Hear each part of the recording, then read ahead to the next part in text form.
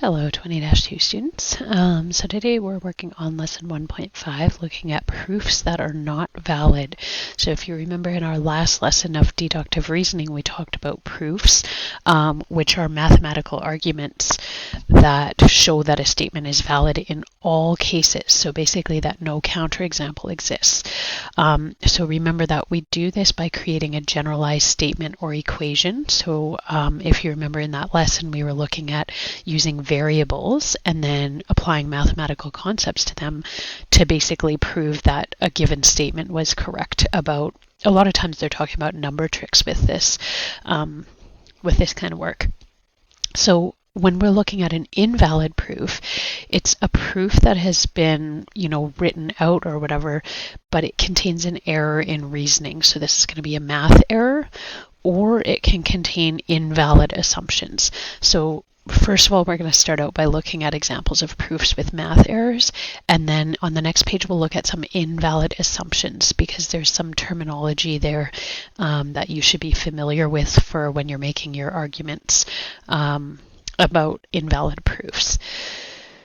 Oh, actually, sorry, I guess I do have one example on this page. So invalid assumptions. So one example of that would be, and we'll look at more on the next page as well, but one example of an invalid assumption, we have this statement: Mary enjoys math. Everyone who enjoys math hates reading. Therefore, Mary hates reading. So if you had to guess out of these three statements, which one would you think is an invalid assumption? An assumption is one of the key words here, right? It's where you're assuming that something is true without any kind of possible support for it. So which one of these would be most likely to be an assumption? Well, we would assume that this person who's talking about Mary knows this specifically about her and knows Mary potentially, whereas it's impossible to know that everyone who enjoys math hates reading. And you might even be able to think of some examples in your own life where that would make it clear that that was an invalid assumption. So basically we would say this middle one right here, everyone who enjoys math hates reading, is an invalid assumption. So a lot of times with invalid assumptions, you'll see that they tend to be kind of like really broad, sweeping statements. Like everyone who hates math enjoys reading is quite a broad statement, whereas the more specific ones, like Mary enjoys math, are not, right? Like that's quite specific. This final statement is a conclusion based on an invalid assumption, so this is also invalid, okay? But this isn't the invalid assumption, this is just an invalid proof, basically, because of an invalid assumption. So we could even kind of underline that. Invalid proof. So anything that has an invalid assumption, if you have a proof because of the invalid assumption, it's an invalid proof. Okay, so let's look at a math problem with an invalid proof. So it says examine the following proof and check for an error in reasoning. So the statement that was made is that 4 equals 3, and we'll actually look at maybe an easier way to deal with this on the next page. But for now we're saying we have this statement 4 equals 3, which seems strange right off the bat, but the proof that's provided for this is if you have 4a minus 3a plus 4b minus 3b, it equals 4c minus 3c. Then what happens in this proof is you can see that all the variables with a coefficient of 4 have been moved to one side, and all the variables with a coefficient of 3 have been moved to the other. So if we look at that, we would have 4a, which is good, and then plus 4b because that was still on this side, so that's good. And then 4c is over on this side and it's a positive value, so to move it over to this side we would have to subtract it, so that's good. Then on the other side we have, if we want to move things over to the other side, we have negative 3a here, or minus 3a, so we have to add it to the other side, so positive 3a is good. Negative 3b here, so we move that to the other side, plus 3b. But negative 3c was already here, and you can see that in this proof they've written plus 3c. So right here we can say that we have an error in the proof. because it should be a minus, right? So let's see, and then well, we can stop here because we have the error here already, although when I was writing this out I did notice they also made an error here because what they did is they factored out the 4.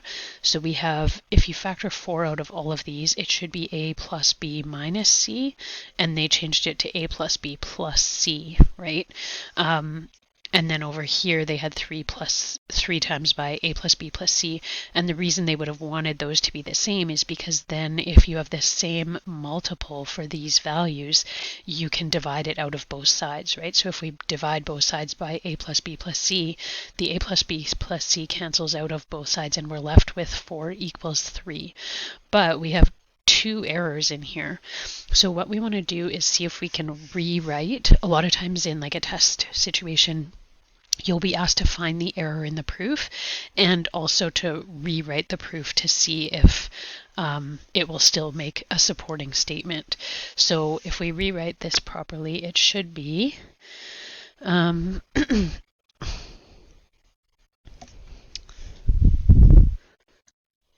All right, hi 20-2 students. So today we're looking at lesson 1.5, looking at proofs that are not valid.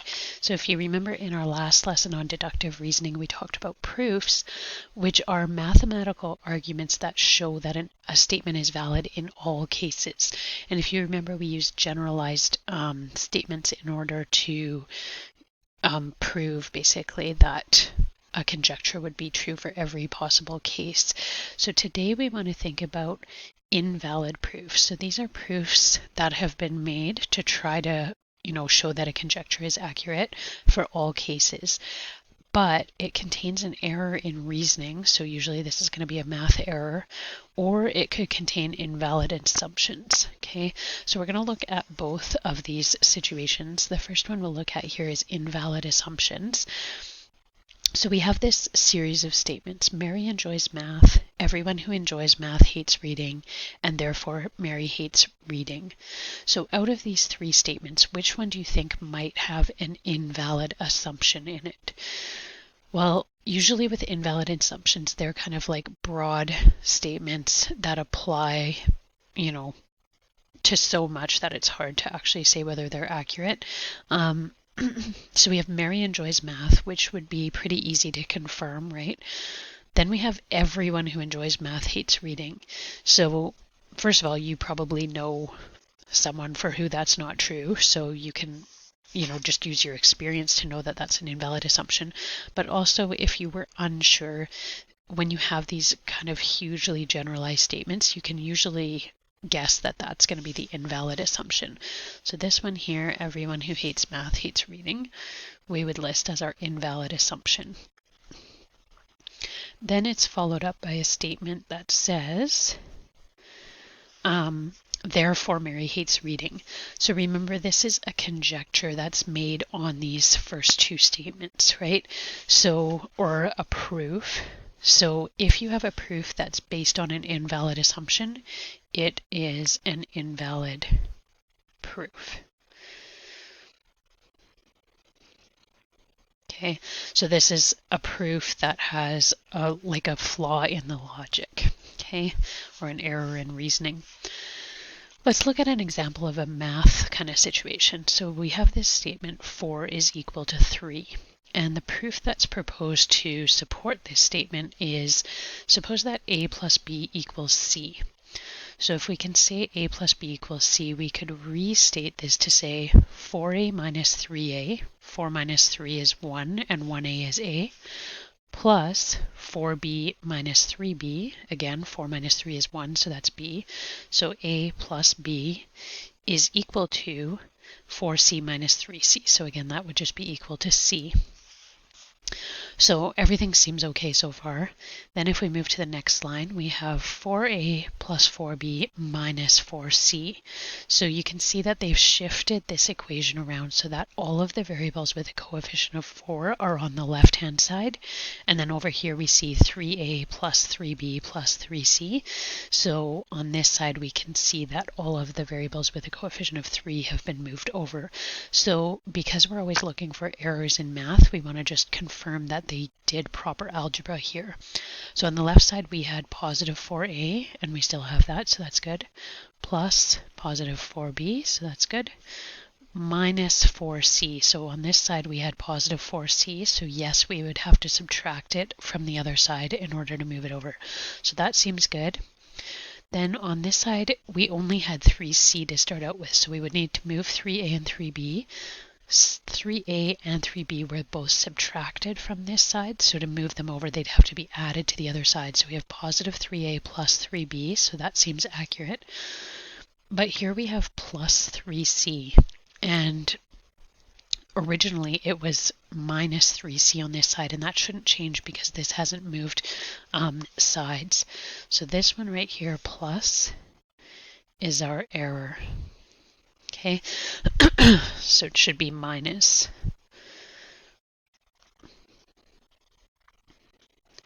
Okay, then if we go to the next line really quickly here, they've kept that error in there, so it wasn't corrected, it wasn't just a typo.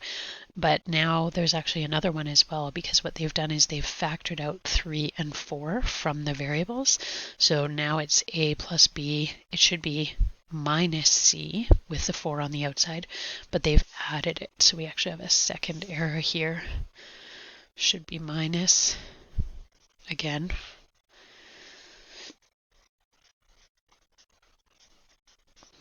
Okay, and then they've used this, and it's clear why they might have wanted to change that is because they've used this to show that if you have a plus b plus c on both sides being multiplied by these coefficients, then because it's the same value, you could divide it out to get 4 equals 3, right?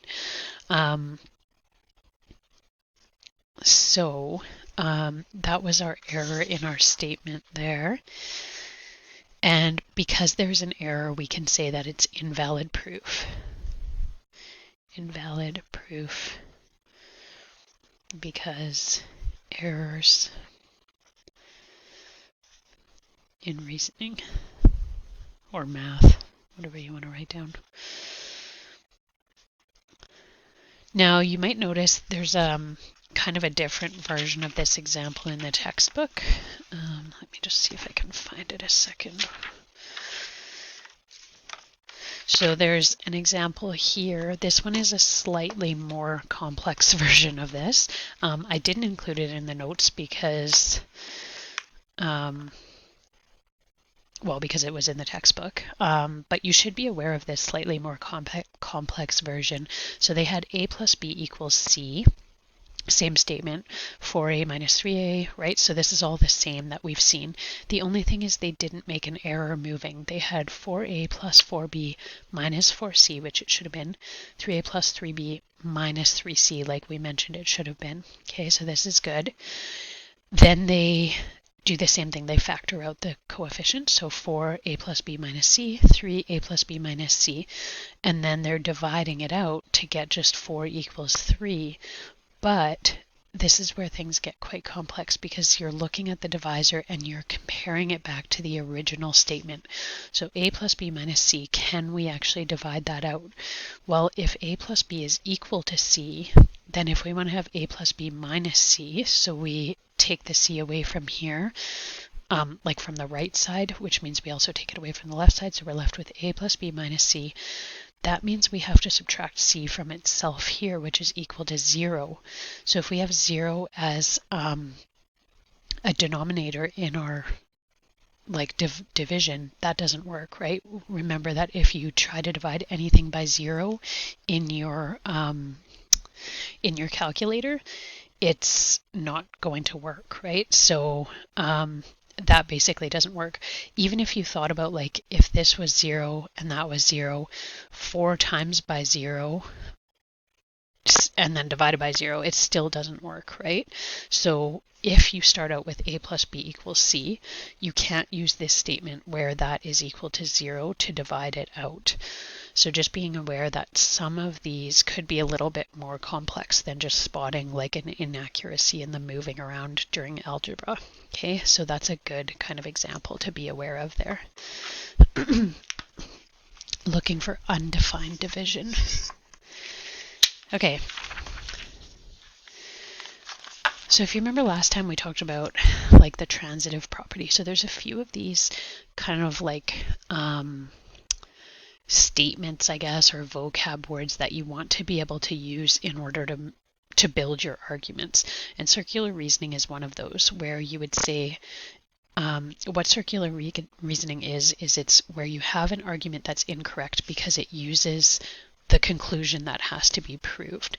So it can also be a proof that's built on a false assumption. These two statements are kind of two separate things. So you can't use what you're trying to prove in your argument, because that's just exactly what it sounds like, circular, right? It's you're using what you need to prove in order to prove what you're trying to prove, so it doesn't work out. We can also include in there proofs that are built on false assumptions. So we have an example of that here. A math student has claimed to prove that 4 equals -4. And this is where, kind of like on the previous page, we had 4 equals 3.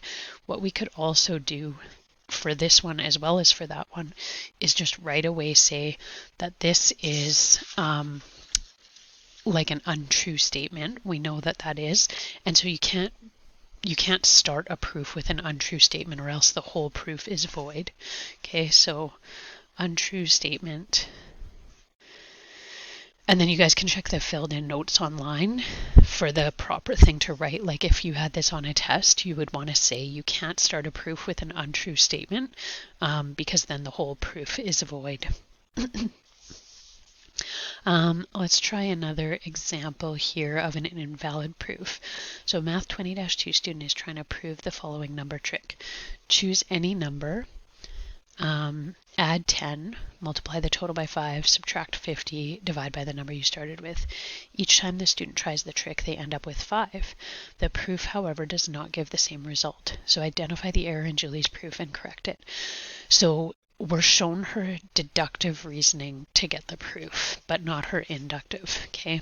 So in her deductive, she says choose any number. So she's chosen x to start with. Add 3 to that, so x plus 3. Double it, so we have double x is 2x, double 3 is 6. Add 4, so 4 is just a whole number, so we're going to add it to its like term, so 2x plus 6 plus 4 would be 2x plus 10. Divide by 2. So here's where we see that there's a problem, because if we divide 2x plus 10 divided by 2, 2x divided by 2 should just be x. 10 divided by 2 should be 5. So this part is correct, but this part is incorrect. So in step 5, in step 5, 2x plus 10 divided by 2 equals x plus 5, not 2x plus 5. So basically she forgot to divide the 2 out of the first one. And then she's ending up with divide by 2 and then subtract the number you started with, which was x. So 2x minus x would be x plus 5.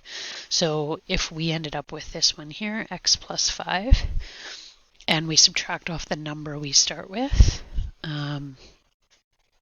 sorry, I kind of didn't set this up very well space-wise, but now if I move on to step 6 with my proper value, x plus 5 minus x, x minus x is 0, plus 5 is 5.